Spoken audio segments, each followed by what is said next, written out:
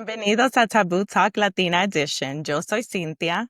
And I'm Jeanette, and we're here to create a space where Latinas can be real, raw, and heard. Porque aquí nada is off limits. We dive deep into the taboos, traumas, and truth that shapes our cultura, our womanhood, and our healing. Every episode, we hold space for conversation that we heard growing up, whether it was too much, too personal, or simplemente no se habla. But guess what? Aquí, we talk about it all. And today's episode is one we know it's going to leave you reflecting, healing, and maybe even reclaiming a little bit of yourself. We're diving into taboos around sex, shame, and what we were and weren't taught in La Casa growing up. Our incredible guest today is a proud Latina, licensed sex therapist, pleasure advocate, and professor with over a decade of experience in human sexuality, trauma, and advocacy. She's the owner of Sexual Wellness Essential, and she's rewriting the pleasure narrative for mujeres like us. Bienvenida, doctora Jessica Sanchez. Thank you so much, y'all. I'm so happy to be here. Yeah, thank you for being here with us. Super excited, and we want to know who you are. Tell us a little bit about your story, your roots, the core, right, of who made you Dr. Sanchez today. Yes. Well, first of all, ladies, thank you so much for taking up such intentional space for our community, and just creating again this energy and the removing the silence around the taboo topics, right? Because it takes community to rewrite the script together and have the ripple effect for future generations. So thank you so much from the bottom of my heart for the invite and again for all the work that y'all are doing. Thank you for Okay, so who's Dr. Jessica? Oh my gosh, I love this question. And I think what I love about it is because it takes me right back to my roots. And so when people meet me and I let them know I'm from Nebraska, they're like, wait. Latina, Nebraska, what? And I'm like, I know, but that's where I was born and raised. And I always love the beautiful education around Nebraska is just an overlooked state with a lot of Latino migration for the farmland. And so that was exactly what my father's parents did. And, my parents met. And obviously I was born as the firstborn in the family. And so taking up a lot of space is like a natural in my identity, right? Like the trailblazer, tapping into literally my ancestors and what they did. And so, yeah, I grew up born and raised in Lincoln, Nebraska. And I always tell people, and I think this will come out in our conversation today, I grew up with two main rules to live by. And that was you don't get pregnant out of wedlock. And everyone in this family, in regards to me and then my younger sisters, everyone becomes a doctor. And so I just remember, right, being the first in my family to go to college and being like, wait. As soon as I started realizing like what I had signed up for and like, your undergrad is your undergrad. The doctorate is so far disconnected from the undergrad experience, almost in a way. And that's when I really realized, I think in that moment of like, I have to live life for me and like what my interests are, because I felt like I was already kind of living my parents' dreams because they didn't have access to college, right?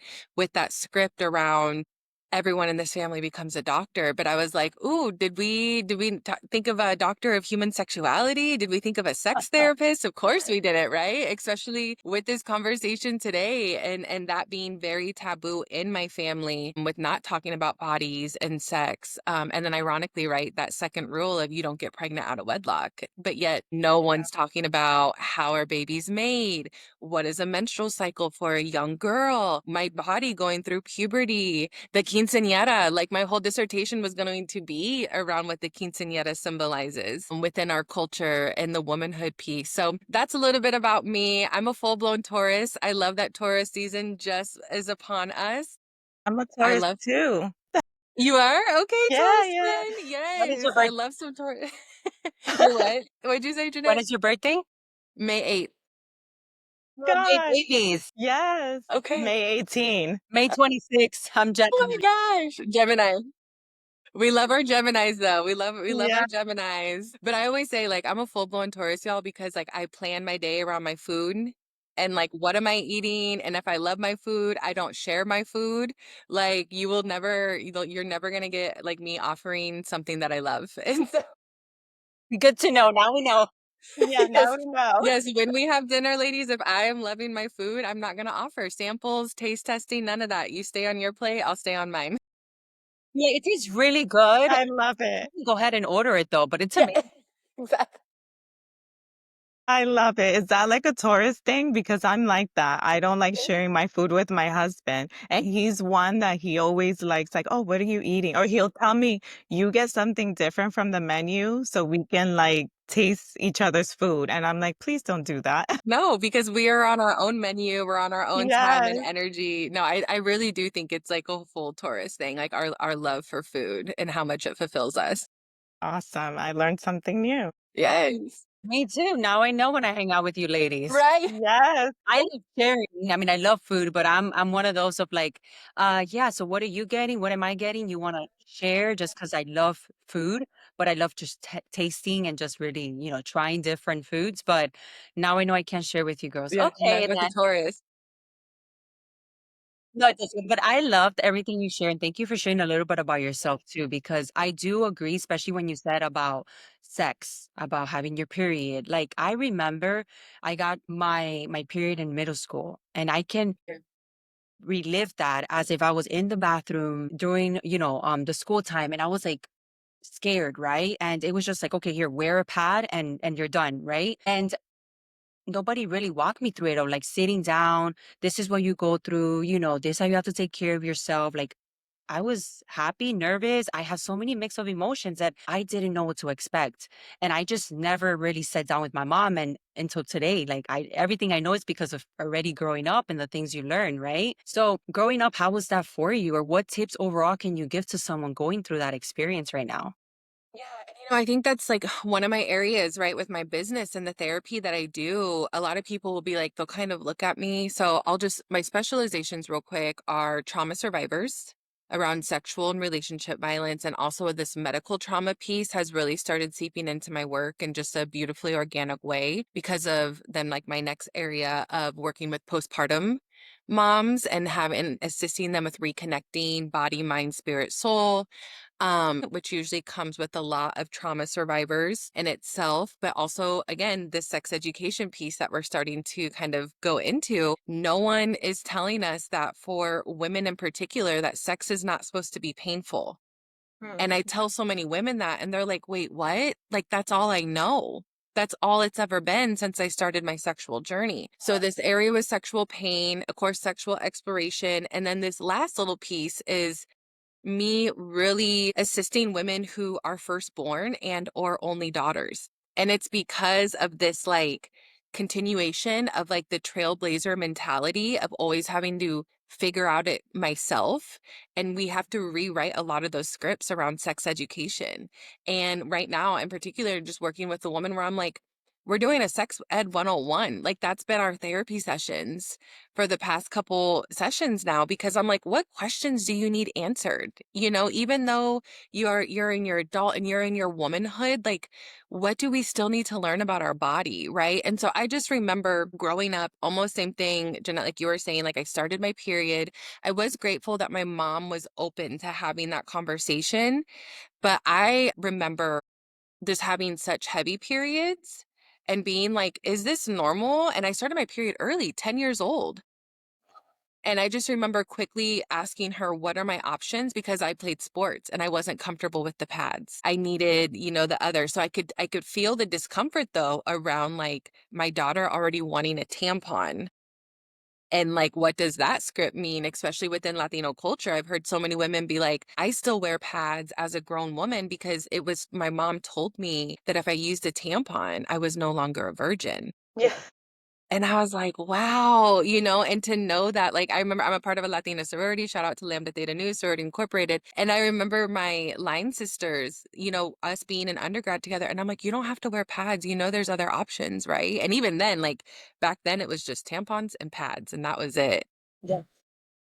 So yeah, it was figuring out a lot of the things by myself. I remember, my mom like gently setting down like a book on my dresser and being like, you should read this about your body. But again, like she wasn't next to me as like the woman modeling that behavior of like, can I ask you more questions about our bodies? So again, it was just a lot of like figuring that stuff out for myself. And then I think that was just a natural ripple effect, which ironically into the profession that I went into, right? Where like I've always kind of been again, that firstborn mentality of taking care of all of my homegirls and figuring it out for everyone. I remember getting all of us on birth control early because I wanted no one to get pregnant. And so I was like, come on, let's go, like Planned Parenthood, monthly check-in, let's go get our birth control. And so it was just one of those, like, if I was hungry for the information that I wasn't getting in my home, but I was listening to what my father was saying around the whole, like, you do not get pregnant here. What And about so, yeah, just again, like that personal, right, education. And gosh, I can ask y'all, like, what type of sex education did you receive? Because I know mine in the Midwest was very much like the South, where like it's fear based only. We talk about abstinence and that's it. And so add in that layer, right, of also like the shitty sex education that unfortunately still persists right here in America. Yeah, no, 100%. For me, it was very fear-based. And it's funny, it brought back that memory when you said, so for me, I got my period. I was at my aunt's house. I was having Okay. a sleepover with my cousins, and I woke up in the morning because I kind of felt like I peed.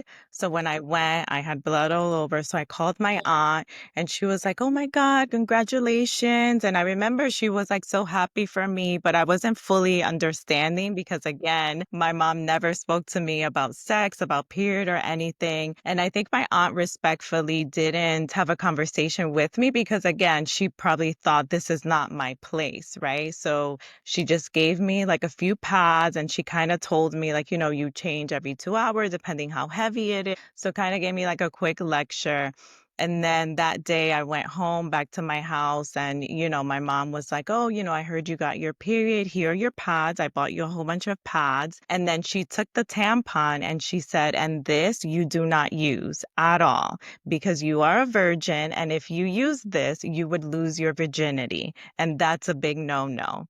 And I remember I had that fear. And like you said, growing up, my 18, 19, 20s, I was not using a tampon. At that point, of course, I knew, like, yes, you don't lose your virginity by wearing a tampon. Right. But Right. just that fear was instilled in me that I was just always using like a pad. And I feel like even today, I'm still, I'm a mom, I had kids.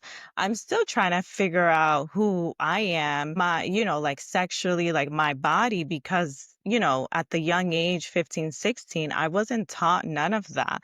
So it's mine 100% was fear based, like 100%. Yeah. And Cynthia and I were talking about that actually, Jessica, when we were going over your script and just to get to know you more. And we are like, bro, what she mentioned about the tampons, like I have forgotten about that. She's like, oh, I don't know if you went through this, but I went through this and we want to talk to Jessica about this. And I was like, like I have goosebumps. I'm like, I went through that about you're gonna lose your virginity. And I was scared. And then but I would see all the girls at school wearing it and I thought they were cool. I was like, oh, they probably already lost it, right? Yes. But it's that mindset of like growing up and wow, the things that we were taught, right? And the way that we were taught, or not even like just here you go, like what happened with Cynthia. With me, it was at school. And my mom is like, it's okay, you want me to pick you up early? Oh no, you'll be fine. Ya eres señorita, right? Like, oh wow, like for them, it's like, yeah, you're growing up. And I'm like, okay. So what It's like, what does that mean? Yeah, I remember that word. My mom would say, like, okay, ya tú eres una señorita. And, here are the pads. And I remember thinking, okay, yo soy una señorita. Like, what does that mean? Right. And I remember saying, like, am I not a virgin anymore? Yeah, it's like crazy. And to our listeners, if you can relate, please comment because I thought I was alone until we were doing your script and I told Jeanette and she was like, yes, like yes. my mom did the same thing to me. So I'm pretty sure our listeners can relate like 100%. Yeah. Absolutely. And I think too, like even just hearing you ladies, like, and again, our mamas, our tias, abuelitas, all of it, like we don't know until a generation like us like rewrites the script right here that you're doing with this podcast, or we go into the profession, you right, and we take it back to community. Even just hearing the language around like if you use this tampon, you're no longer a virgin, when virginity is a societal construct to keep women's bodies in a state of control and oppression. And so I always try to also like correct that language as fast as I can, even when I'm working with clients or in my workshop, because I'm just like, actually, can we say like when especially if it was a consensual experience, but like when you decided to start your sexual journey, I And love they're like, "Right." And I'm like, "'Cause no one took your virginity. You decided when you wanted to share your sexual energy for the first time, and however that was also for you, because it could have just been oral, right? Versus like actual penetrative. And that's also when you were like, I'm no longer right. And so I think language is so powerful too when we think of how we're reshaping for the next generation. And that is like the one thing, even when I'm working with my parents, I'm like, hey, language is powerful. Can we stop the use of like the virginity? Because it also speaks back to like the virgin and whore dichotomy, which again, like divides women or makes some women, more desirable than the others. And I'm just like, no, we're stopping those scripts. Because it's just violence towards our bodies in a way as well. No, and I love that because I was actually, we went into my next question, but I love that we spoke about virginity. And I Hmm. love the concept behind it and your perspective towards it because it is true. What you said and what we are about is rewriting our story, right? And my experience of losing my virginity was what I thought that I was waiting my whole, like, I honestly lost my virginity after 18, right? It wasn't early on. And I was expecting, wow, right? And I think a lot of factors of not, it's also the man and et cetera. And I get it. For But to sure. me, I was like, wow. And yes, my boyfriend, I turned myself in. But then I was like, man, like this is what I waited for, right? But it was also, I feel, me not understanding my body and Mhm. understanding myself. And I think that later on, after years, I realized that that was what I was lacking all along. Mhm. And I get goosebumps sharing this because I felt that I was like, I don't feel pleasure, and I love men. But why is that? Because I'm attracted. I love him.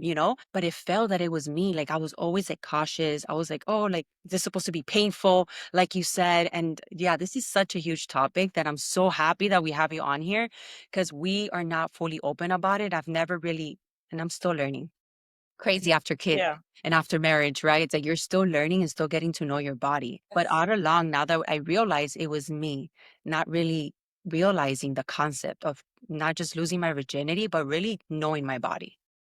Absolutely. Yes, you're so right. I'm like, we need like multiple series, ladies. Like Yes. we gotta keep I this going. Yes. Oh my God. We have like so Yes. many topics that we want to touch on. And I know many of us were taught that our worth was tied to our purity.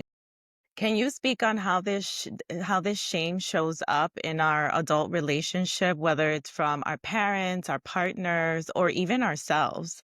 I mean, I think it goes back to even what Jeanette was so beautifully talking about, just like not knowing our bodies earlier on. And when you were speaking, I was like, oof, like that's a script where even working with mothers of younger, daughters in the adolescence, I'm like, we will be so quick to talk to boys about condoms and not getting girls pregnant. And we'll even talk and normalize masturbation for them. But then around girls' bodies, complete silence of like, you don't explore your body, you don't explore pleasure. I've had so many women also present with just shame around like, no, I remember like exploring my body and then like I got caught and like I was reprimanded for, and possibly they might have been like almost like, rubbing their vulva on like a pillow, right? Like as a child, and they're realizing, oh my gosh, that feels good. But then they were like, but then my brother, like it was so normalized of like if his door's closed, respect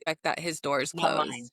Yeah. Yeah. Right. And so thank you so much for speaking that because I think that even goes like in the sense of just the shame of that women we tend to carry because those scripts are embedded early on, unfortunately. And then but yeah, going back to like more of that purity piece, I think we're at this beautiful crossroads right now with men in society. I think they're realizing it's equally important for them to get a therapist and they work through their own traumas so they can show up healthier, not only for themselves, but for their partners, for their families. But I think, right, that a lot of that shame is induced by who we're with. Because I think about women, and if you're with a man who's has the audacity to ask you what your body count is, first of all, Who I have chosen to share my sacred sexual energy with is truly none of your business, and nor does it does not equate to my worth as a woman. And so in my community workshops, and we're talking about, and I'm working with, like I was just at the University of Illinois speaking, we were talking about red flags. I'm like, are people, if a person has the audacity to ask you about your body count and you know that it's going to be weaponized against you, red flag. Red flag. Honor what your intuition's already telling you, because that person's not going to be healthy for you moving forward. And so, I think it really will, like, it kind of has an association, right? Like with even who your friends are. If your homegirls are shaming you because you decided to have this experience and they're more thought process is that we should be waiting. I love that for y'all, and I'm honoring that for you. I'm not shaming y'all for waiting.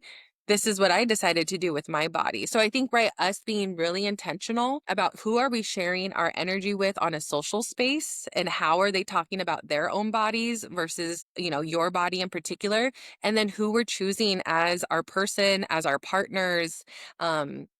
What are their thought processes? Because if we're still thinking that script in 2025, that someone, equates to their purity or however that shows up, I would definitely, advise someone to maybe reconsider who they're sharing their sexual energy with. Cause I'm just like, life is too short. And women, we already carry way too much weight of just societal impacts on our bodies. And so if that is one small script that we can let go and release as quickly as possible, then let's get you there, sis, because you deserve to experience so much more pleasure instead of this little hiccup, right? That could put a pause in that. That is Yeah, powerful. 100%. And I know religion takes up a Absolutely. huge role. And I know this conversation is, religion itself is very controversial. But I know, like for me, for instance, growing up, when I had, my boyfriend, we got engaged. And the next step is like, you have to get married because if you want to have sex with this person, you have to get married. So it's almost like you're forced. For me, my experience, it was almost like, okay, well, I guess that's the next step, right? I was very young, didn't even know who I was, didn't even know who this guy was that I was marrying, but I was doing it. And it was that pressure of, well, then if I don't get married and I have sex outside of marriage, there's just this shame cloud walking over me. So let me just get married just to have sex, right? Yeah. So religion plays such a big part when it comes to sex. So you know what I say at the end of the day, especially to honor people and how religion can show up for them. But when I have literally been in rooms full of Latinas who predominantly are Catholic, and I will say to them, I'll say what I say. I'm like, God invented the clitoris, and they're like, No, you and didn't. I'm like, and then I'm like, can we talk about the clitoris real quick? How that is literally the only part on the female body that is sole purpose is to provide you pleasure. And if we're Yeah. going to link it back to religion, then let's talk about, right, like how literally, like God and your beliefs of and honoring that in this space. But so what I'm hearing is God really wants you to experience pleasure. So like how, and that it gets the laughing going, it gets more of like, okay, we can actually have this conversation and we Yeah. can still honor religion at the forefront, but we can also talk about how religion has also prevented you from experiencing a lot of pleasure. So let's start to rewrite those scripts too. But yeah, Cynthia, I appreciate you so much because I feel like sometimes as women, we just fall in line with the scripts, that we've Yeah. either been modeled for us or again the influence of religion. And then we kind of one day we're like, wait, can I like pause for a second and like let me catch up to everything and also catch up to my body as well in this moment. Yeah, no, 100%. Yeah, no, and I love that. I love how you try to move like you change your perspective on situations because I feel we live in a world nowadays that we take everything to heart, right? And like, oh, if you do this, oh gosh, if you do that, and it's like, why can't you just let it be? And if it's not in your circle, if it's not aligned with your energy, then back away, right? But let people just really embrace who they are because a lot of us or almost everyone, right, we're getting to still find ourselves even after we reach a certain age, after being moms, after pivoting careers, right? Like we're constantly finding ourselves. So I think that's important to have that perspective and that humor that it's really lacking in this world. I love that. And I know that growing up, the sex talk, because it happens all the time, was usually like in my household, we really never had it, but it was from the perspective of others, short and filled with like fear or shame, right? Why do you think sex education is so often missing in Latino households? Like, for example, my mom, the only conversation I remember was I was with my sister's 9 years younger than me. And my mom was driving me and my sister in the back, and my sister just says, "Mom, what's sex?" My mom literally stopped the car that we all like went forward. And then she's like, "Don't ever say that again."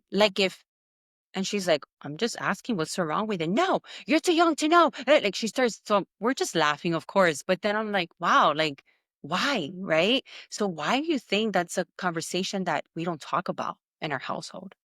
I mean, so many things. I think religion at the forefront, because when I do think of Latino community, I do think of us more identifying in that Catholic religion. I think it's an intergenerational curse. The women before didn't have the space like this. They didn't have a platform like this. They didn't have community. I think, I when I sit and like I reminisce with my abuelita and I'm like, tell me about the little days. They did have like communities always been there. Women have always. There's a reason why matriarchs exist in every single family. There's a reason why that one woman walks in and all of those men know to get in line, right? Even if it's that very machismo, marianismo, like women are powerful, period, right? But I still think there was this censorship of like, we can talk, but we only talk to a certain extent. And that certain extent is also, Mija, like you need to be married.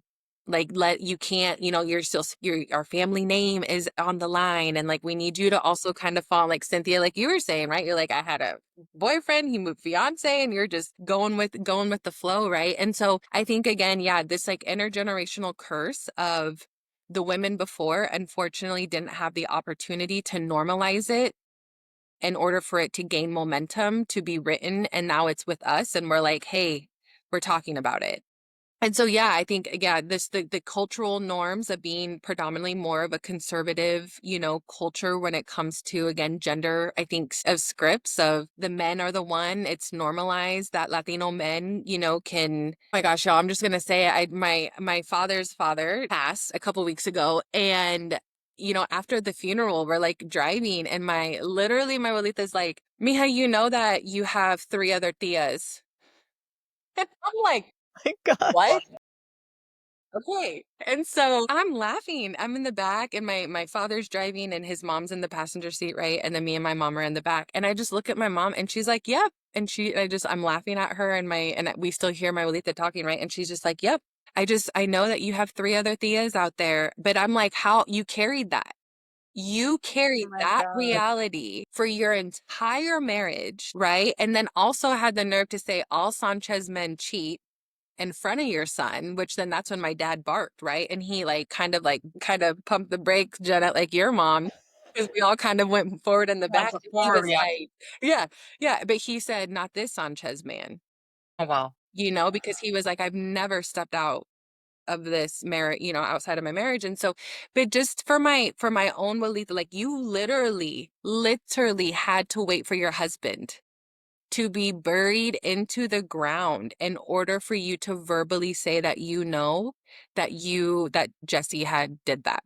Do you get what I'm saying? So just there's this silence. That's why I'm saying Yeah. like this curse of censorship, and then going back to the gender dynamics, right? Of the men, it's normalized that they can share their sexual energy with their wife and maybe other mistresses on the side. They can, the more children, the better, because that's their living legacies in a way, but let a woman do that. And it's like, oh, her is not it's a negative term, especially within the Mexicana community of like, that was the woman that, wasn't a virgin and had a baby out of wedlock or like was sexually promiscuous. So yeah, I just again the silence is real, but there's so many of us doing this work where we're like, no more. It's not going to be taboo, and the women are going to be empowered moving forward. I love that. Oh my gosh. Yeah, 100%. I'm sorry about Yeah. your loss, by the way. Yeah. No I'm apologies sorry. needed. I Lots of domestic violence there. Yeah, he's the reason why I serve trauma survivors. So, yeah. Thank you, though. Appreciate you for that. Yes. But it's honestly, like, heartbreaking, right? Because I Mhm. agree with you. Like, my grandma had 10 kids. My mom was the youngest one, and they went through everything. And I remember my grandma once telling me a story, but her story was like, "Ay, mija," I was, in Spanish, but she was like, "I was going to marry this handsome guy from Spain, blue eyes."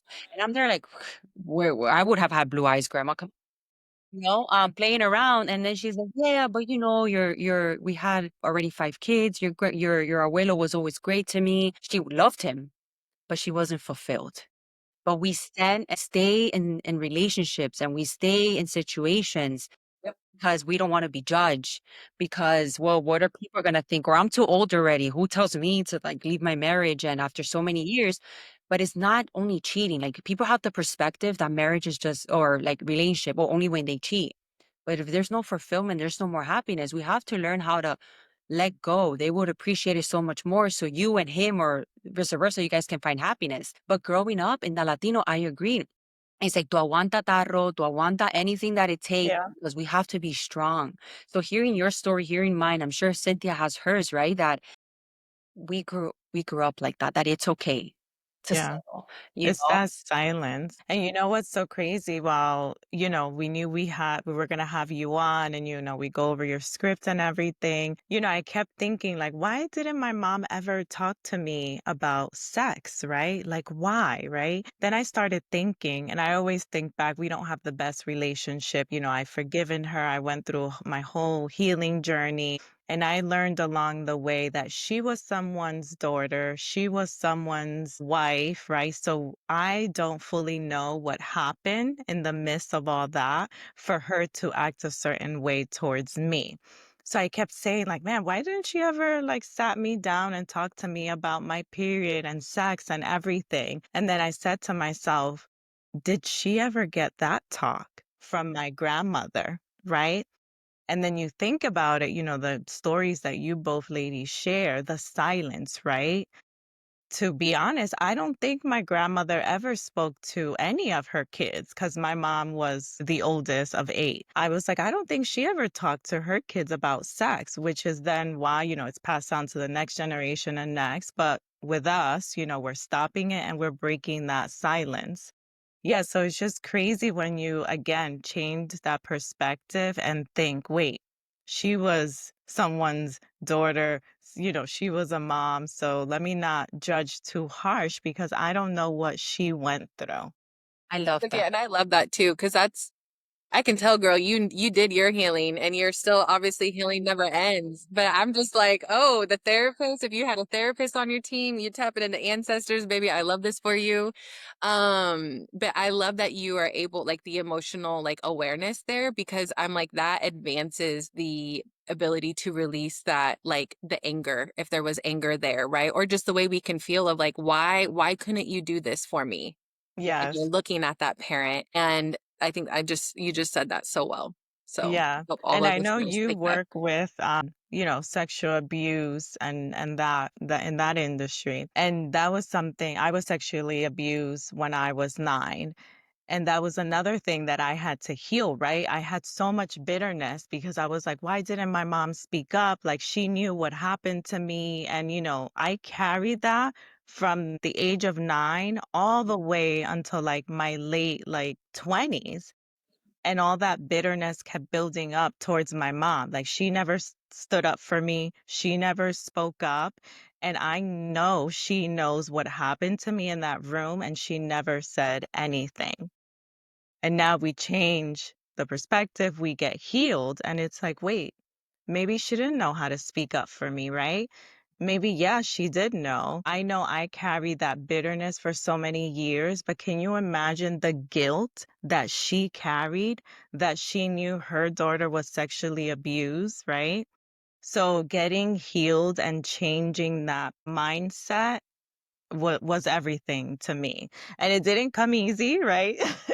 Because it takes time. Healing is a journey and a process. Thank you for sharing that, Cynthia. I'm like truly honored to learn that about you. So thank you so much for sharing that. Yeah. The inspiration and the for someone out there that's going through it or been through it to know that they're not alone. And that's why we have this platform to remind us that, we all been there. People only look at the highlights of what you see on social media, especially with technology nowadays. But it's not just, it's the trauma that we grew up, right? And I love how Cynthia worded it because when they say forgive, we don't forget, but we can forgive. And it's not just saying, oh, I forgive you. I love you. Oh my gosh, it's okay. But it's forgiving in that perspective and that matter of healing for yourself and the future generation. Because I think that is important, when now I have my two boys and I would never want them to hurt someone and I would never want anybody to hurt them. Right. So it's how we change, not just if you have a daughter, it's how we change that perspective. Right. And how we keep it going from them to now their kids. Love you, Yes. girls. This is Love beautiful. it. So 100%. beautiful. And I know we spoke about silence, but the silence around these topics only feeds the stigma, right? So how can we change the narrative in our homes, especially for the next generation, like we spoke about? What does a more informed, healthy sex education look like para nuestra comunidad? I love that so much. Well, both of y'all have said your mamas. So, right, just starting the conversation. And I think about my childhood upbringing and I'm like, I just wish even like it just, yes, the book was laid gently on my dresser and like, Mija, you should read this, right? But I also wish there was just the simple statement of any question you have, you can ask me and also follow it up with, and if I don't know, I will figure it out for us. So Yes. just leaving it also open. And I think too, a lot of our parents, because they can get into the everyday routine, they're busy with their work and providing, and the check-ins can become very minimal of like, how was your day? And then parents, because they're caught up in providing and making sure the household is running, Yeah. they settle for the, oh, today was good. And Yeah. it's like, no, no, no. I want you to take it a step further, right? And like make like your child put down their phone, same thing for you, and say, no, no, no, I want to know about your day, especially if you know that the curriculum is around health at school. Because I know like in Texas, we have to ask permission from parents. Parents have to sign off on whether they can essentially their children can attend like the sex ed class. And so if you know that's already happening in the school curriculum, it's like maximize on what beautiful conversations could come of that and say, well, tell me more. What did you actually learn and what questions do you still have? Yeah. And it may be, because like Jeanette, you were saying, like you have boys, right? And maybe partner wants to lead that conversation more because it's more, familiar for boys and to talk to men or whichever, right? And like honoring that. But just again, rewriting that script because we're doing it for ourselves. So then creating that intentional space and holding that space for our nieces and nephews, for our own children, for our younger cousins, and saying, hey, I can be the person. I can be your person. And if I can't, again, if I don't know it, I will go figure out the answer for you and we can continue to talk about this. I think one thing we're not talking about enough, especially I have 4 nephews. One is 2 and all the other 3 are, oh my gosh, what are they? 4 months? Because one was a set of twins and Wow. they were born within 2 weeks apart of each other. And so, I think one of the realities of educating my sisters is like you are raising little boys and boys are being exposed to porn at 8 years old. Yeah. It used to be 10 years old just 5 years ago. But because the advancement of technology, evidence-based research has already updated that age to 8. And so if you are not going to talk about it, folks, in your own homes, then your children are going to learn about it from videos that are also not real. Porn can be great to expand our understanding of what sex is, especially if there's a complete silence in the home. However, our children do not know what consent is. Our children do not understand that when porn is taking place, a lot of that has already been discussed before the scene even happens. So that's where the consent happened. And so if our little boys are watching rough porn, and they're seeing that I'm supposed to slap a woman And I think of our younger teens, even, right, in that high school, undergrad age range, and then they go and have sex with a woman and slap her across the face. There could be an entire sexual assault, even battery moving forward, depending on what the state laws are, because that no one was talking. No one opened up that conversation. So that was their that was their education.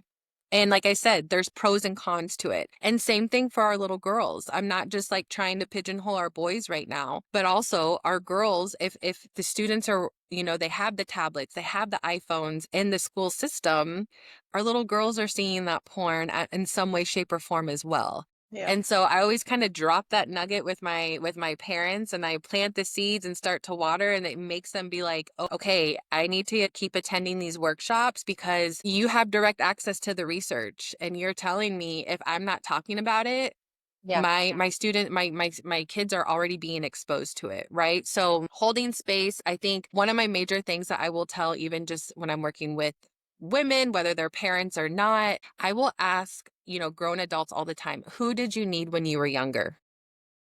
Mm. And that question can really produce a lot of strong emotions. There's usually an emotional release of some way, shape, or form, especially if there's this trauma survivorship piece to it. But when I ask them that, and they, whether it's a journal reflection or it's sitting in silence while they're writing in that therapy session or community workshop, but I tell my parents, who did you need? Write it down.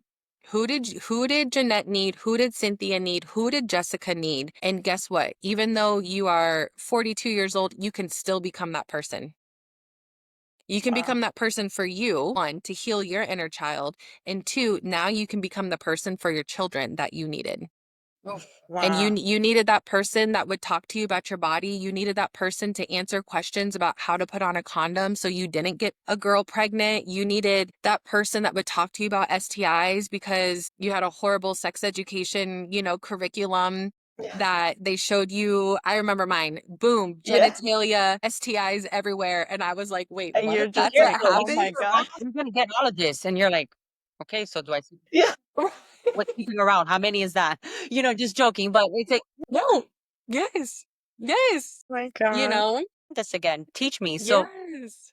Yeah. So I My think I God. think hopefully that question lands with anyone that's listening too, is you can become the person that you needed at any point in life. Age does not limit you, especially if you are a mentor or you are a parent to younger people or younger family members, and truly become that person. And again, like you have beautiful podcasts like this, you have the power of social media to get connected to so many sex positive resources that are out there that are providing really great education. So yeah, become who you needed when you were younger, I think, is that like summary wrap up of that little segment of this. Wow. Yeah, I love that question. I almost got emotional because then I started thinking like, who did I need it? who did little Cynthia need Yeah. when I was young? I love it. Oh my God. And for the mamas, tias, or future caregivers listeners, how do we begin to have open, loving, age-appropriate conversation with our kids about their bodies and sexuality without shame, sin miedo, sin vergüenza? Yeah, I love the whole, like, if it feels uncomfortable because you're breaking that curse for yourself, right? So you're going to have to lean into that discomfort and be like, ooh, really give yourself your flowers for acknowledging like, hey, I'm rewriting the script for me and for my babies, right? But I love, sometimes I'll tell my parents, leave a little like anonymous question drop box in the house. So it already takes the anxiety around having a verbal conversation, and also for your child too, where like they maybe have an anxiety of like, gosh, I really want to ask mom, but like I'm afraid if I Yeah. say what is sex, she's gonna crash the car. No, just kidding. But it allows them, right? Like just drop the anonymous box there where then the babies then can put the question in there. Or again, your younger nephews, nieces, anything like that, becoming that person. And it also gives you time. You're not pressured to have an immediate response. You aren't pressured to know, like, is this the correct answer? You give yourself time to go research. You give yourself time to slide into Dr. Sanchez's DMs and I can help you out and answer that question or give you more resources. But so I think that's a great way if there is some anxiety around how do I even start this? I think another thing too, if you have a sex therapist in your area, please reach out to them because this could also just be a couple sessions. Like I think a long thing, like in the world of mental health, I think people sometimes think of therapy and they think it's a forever process. And I believe the way I like to operate is like I want to get you to a place of where we're not seeing each other all the time because you're thriving. You hit me up when you have a little hiccup every now and then, but like I want to get you to a place of where you don't have to necessarily see me. And I also have these type of opportunities where people just reach out and we only meet for 2 or 3 sessions because it's kind of coming up with a plan, it's creating the blueprint together, it's executing the plan and then supporting them, and then they're like, I got this. And I'm like, cool, hit me up when you ever need me again, right? And so also tap into your local sex therapist. I think of how amazing Planned Parenthood is with their sex educators, so there could be resources for free right at your fingertips as well. And so, yeah, I think the box one is great. I think, again, giving yourself grace first. And I think, again, like I can't reiterate enough of give yourself your flowers when you are rewriting a script for yourself that's having an amazing ripple effect within your community, whether that's in your own family or community at whole, right? So give yourself grace. You don't need to know everything. I think the most powerful thing we can say when we're leading conversations is, you know what, that was a great question and I don't know the answer, but I'm going to go figure it out and I'll get back with you, because we don't need to know it all. Like don't increase, the pressure on yourself if Yeah. no one's applying that, right? And so just be ready to learn too. I think that's another thing of when we're thinking of creating and holding these intentional spaces to promote healing and promote trauma-informed families and promote sex positivity within our families. Yeah, just again, like you're taking care of yourself at the same time and you're learning as well, because I'm a full-time professor. I work with Gen Zers, and listen, they teach me something every day. And so also be ready to listen and learn, because that can be just as powerful. Because even though I think as society, we can be very guilty of like boxing in children and senior citizens. And when I say this to my scholars, they're like, what do you mean children and senior citizens? That's such an age gap. And I said, but listen, as a society, we are guilty of acting like they don't know their bodies. Mm. We act like they can't be autonomous and that they can't have agency to tell us what their bodies need. But yet, Cynthia, we heard so powerful from you at 9 years old. I'm sure you could have told us a lot of things. You knew in that moment about your body. And so we have to shift that narrative as parents, as caretakers, as community leaders, and give agency and autonomy to our children and honor their bodies. And when they're saying, I don't want to hug Theo, there's a reason why they don't want to hug that person. Yeah. And so really, really starting to even like, right, rewrite that script in itself. So honoring our children and listening to them will go so much longer and so much further and form that trusting relationship as well, to have these conversations. Yes. Wow. There were so many things that you said that I was just like, yes, yes, Question. Wait, wait, yes. wait. I love taking it back a little. I love when you said, if you don't know the answer, it's okay for you to say, I need time. Let me think about it. Yes. And that also shows kind of your vulnerability to them, right? It's like, oh, okay, my mom or my tia, they don't know it all, right? Because I grew up seeing my mom, and I remember I just thought she knew everything, right? Because she was a hustler, she was working and she cooking and she was always doing, doing, doing, doing. And I've never heard her say, I cannot do this today, or put Mhm. that boundary. So I love that you said, if you don't know an answer at the moment, don't put the pressure on yourself. Just say, hey, listen, I don't know it now. I'll get back to you. I love that because it shows the child, like, oh, okay, she doesn't know it all. She also has to do her own research to inform me the right way. Exactly. I love that. And then I love when you said, the boundary of the child, like if they don't want to sit in someone's lap to say hi, it's okay, because that is so common in the Latino community. Oh my God, I remember growing up, like, go say hi to your uncle, sit in his lap, give him a hug. And it was almost like this thing that it was like so uncomfortable. I remember, especially for me, because I was sexually abused at a young age. So then when I started getting older, like 11, 12, I really didn't like people like touching me. And it was a thing, like, in family gatherings, it was always like my mom, like, okay, guys, you have to say hi and you have to give them a hug and a kiss. And it's like, well, what if I don't want to? Right. So I love that. That's another, I mean, that's a whole nother Yes. topic, right? That we can like dig and talk about because there's so many taboos in that just one topic. Like, can we please normalize hearing the child, and if they say no, then it's a no, and it's not disrespectful because I remember my mom would say, Yep.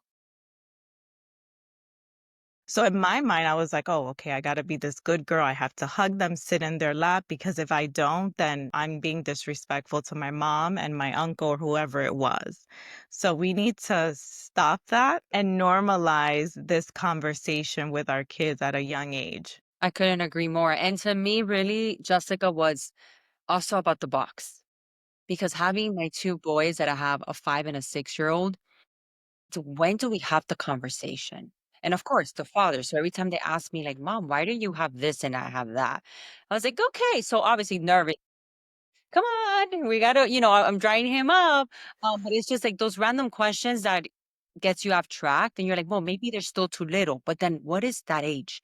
So I like that because eventually they're getting curious. And like you said, in school, technology, it's everywhere. And unfortunately, there's kids even at my boys' school, they're not supposed to. He's like, "Oh, my friend has TikTok, mom. Can I have TikTok?" My 5-year-old. I'm like, "What? No." He's like, "Okay." But they're already in the process of thinking, I want TikTok and I want to be Mr. Beast and I wanted YouTube. And I'm like, wow, right? That's great, right? Because they're exploring and we know that's the future. But it's scary because as parent, we're like, when is the time? So eventually, when it gets there, and I know it's soon, I want to provide that space for them that they can come to me. Like I tell them for everything, whether it's good, bad, it's okay. Because I'd rather than come to me because I didn't have that. They said my mom and dad was like, yeah, you can come to me for everything. No, I really, Right. Yeah. that's where Right. it was off, right? So I love that because I never thought of that. I'm like, how can I provide that space for my kids without feeling uncomfortable and also to have an answer and not feel like I'm lying to them just to, Hmm. Hmm. Well, and I love that you brought up too, like they're seeing your body yeah, and they're looking at theirs and they're like, okay. And that's a great indicator that that autonomy and agency is forming for them, right? And that's even like the good touch, bad touch of going over with our babies on like, mom and dad, this is appropriate, right? And even if they're like, "Mom, I don't like you touching." Okay.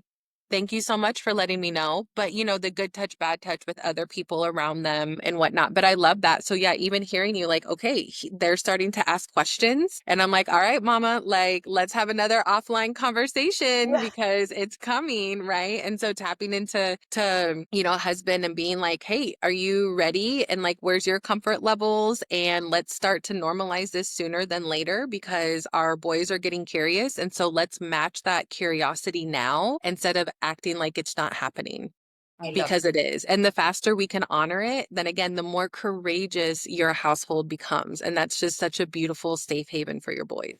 that's beautiful. Thank you. Yes. I love it. Oh my God. You've dropped so much gold today. I love it. And what cultural or society taboos have you noticed that make healing even more challenging for survivors, especially in our community? Yeah, I think it goes directly back to that shame, right? And I always say, especially as a huge advocate for survivors of sexual and relationship violence, I just always say that shame and guilt thrive in silence. And our community is so guilty of swiping stuff underneath the rug or whatever happens in the four walls of this home, it stays here.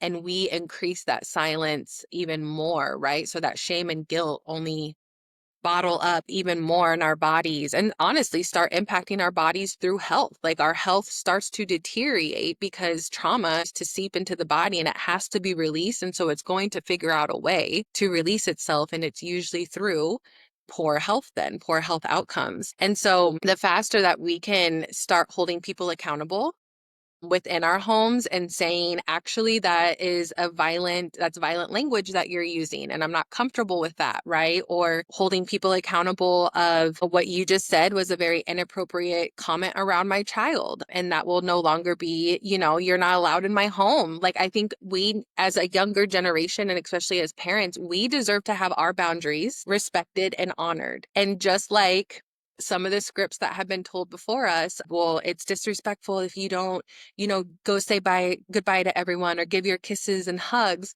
Okay. And you know what? I had to play that. Well, these are the boundaries that I have for my family and in my home. And in my home, we don't tolerate this type of language, or, we don't, if my child says no, the no is honored. And so I think, right, like our own healing comes from, again, going back to our own boundaries and really staying firm in them. I always educate my clients too on like the folks that have the firmest boundaries, we are always deemed the problem. Yes. No, no, no. I'm not the problem. It's just because you don't have any boundaries, and I'm staying firm in mine because this is also equivalent to my worth as a person. And also how, if you have children, protecting your children as well. But I will say, I think we're having a huge shift, especially just where we are at politically as a society right now, and the way healing is showing up for survivors. I just love that. I feel like every single day the script is getting stronger and stronger for Latinas to get back and prioritize their healing and ancestral healing practices. And I just love to see it. I'm a very decolonizing therapist, so like if it's we need to do Olympia before session, that's what we're doing. If my client is like, hey, can we get on the crystal sound healing bowls and start to do those vibrations, let's do it. I'm doing a Reiki and sound event this Sunday for trauma survivors. And so we're trying to be very intentional, especially as decolonizing practitioners in the field of Dallas down here, with bringing in culture and knowing that like there's a reason why this works so well for our ancestors and the way that they healed their bodies. And so I think that has been kind of like a game changer in our community, and not relying so much on like a Western healing lens, but getting back to like what does it mean to have sacred healing for us? And then intentionally, I always say we got to do the community audit. Who are you sharing your energy with? Because you can't be on your healing journey and then have 8 toxic people on your social team, on your community team. It's not going to balance out, boo. You are going to keep going in a cycle. And so I think the community audit, the social audit, the family audit, that's a whole nother Yeah, another one. top. But, like those are necessary, because just like we've talked about multiple times today, as women, we ebb and flow through so many seasons of life, whether it's postpartum because we had children, or we got married, or now we're starting to experience perimenopause. Like we go through so many beautiful seasons of life. And when we change seasons, also sometimes our support systems need to change as well. That's powerful. 100%. Wow, Yeah. Jessica, thank you so much. Of And of course. course, now we cannot let you go without asking you this one question, because en toda familia hay una tía chismosa que quiere saber todo. If you're Tia Chismosa, we're sitting right here watching your career unfold. Yeah. There you are, the work you do around sex and healing. What do you think she'll say? Would it be shock, pride, or maybe both? Pride. And so my tia Maria, she's like my little like spirit guide in a way. So every time I go home, and she probably doesn't even know that. I've never really told her that. So I'm definitely going to make sure to give her her flowers. But every time I go home, she like sees me. And what I love about it is like it's almost like she feels my confidence. And so like I see her, like just her posture, the way she like puts her shoulders back, right? And she'll walk up to me and she has like this little swag, and she's just like, so how's Dallas? And like she's looking, right? Like she wants to know. And then I'll tell her everything's going great there, blah blah. And she's like, how many boyfriends do you have? And I just love her because her energy, like she's literally every time she sees me, she's like, you are me when I was younger. like, you're beautiful, you have confidence, you know how to take up space. And so she's just like, you don't settle, have multiple boyfriends, not the best advice in 2025. Um, but like she's so proud of me and she has embraced every single day of my work. The moment I told my family, like, I'm gonna go be a sex therapist, and she's like, absolutely, like that's what you need to do. So yeah, she would be so prideful in the way she continues to love on me. I love her so much. So yeah, definitely on the pride side of that. Beautiful. Wow, wow, we love that. Yes, we love the tias that are prideful. Mhm. And Jessica, before we wrap up, any upcoming projects or how can our audience connect with you and support you? Shout out all your social media platforms and if they need any way for support to find your support. Absolutely. So I'm on Instagram as Latina sexologist. You can slide into my DMs. I always answer them. I have a website, www.drjsanchez.com. Maybe we'll start to expand on other social media platforms, but right now I'm like, Instagram is enough for me. And oh my gosh, I do have a lot of projects, but I will tell you, like, I like to keep my little I like to keep my big projects right here until they really come, Of to course. the Of full, course. yeah. But if you're ever in Dallas or DFW, please like hit me up because yeah, I will say one of my summer events is going to be so fun. I feel like as women, we don't get to tap in enough to our fantasy and desire.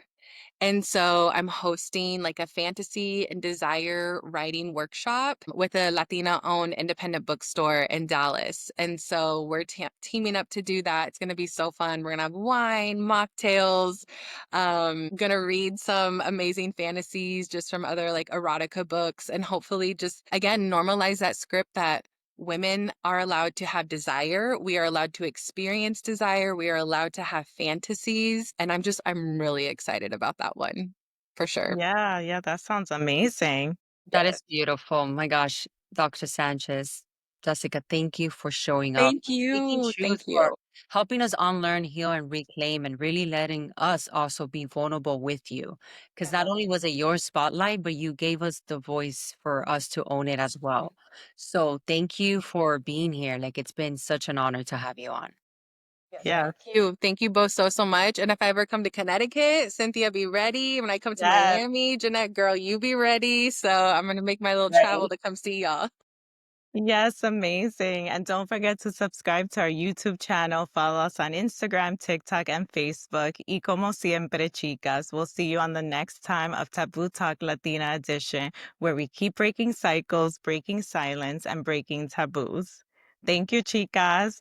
Love it.